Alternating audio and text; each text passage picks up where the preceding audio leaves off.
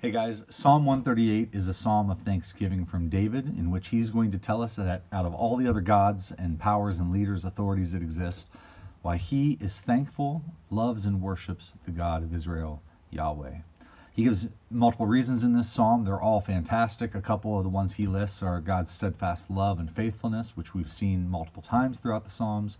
He says, all kings shall come and worship this God. And he says that even though this God is high and lifted up, that he regards the low. All of these incredible reasons, you should ponder each one and consider why it makes God praiseworthy. But there is one predominant reason why David is praising and loving and thanking this God, and it is God's personal work in David's life. In verse 1, he starts off the psalm with this: I give thanks to you, O Lord, with my whole heart. Before the gods, I sing your praise. So right from the get-go, we see it's a very, very personal expression of thanksgiving.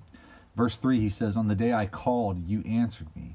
My strength of soul you increased. And again in verse 7 and 8, though I walk in the midst of trouble, you preserve my life.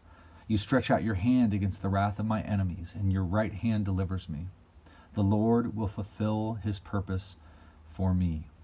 So what I want to show is just this. There are many things out there that make faith reasonable, and those things are worth thinking about. Apologetics are real ways to prove God's reasonableness to others and to yourself.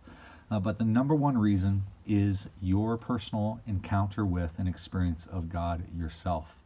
The famous pastor and preacher Charles Spurgeon wrote, no proof is so convincing as that of experience.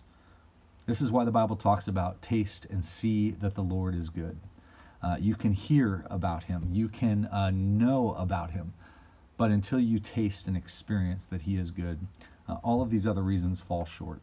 So we see the source of David's thanksgiving, the source of his worship and praise is God's work in his life. And that then opens the doors to see all of the other reasons why God is good.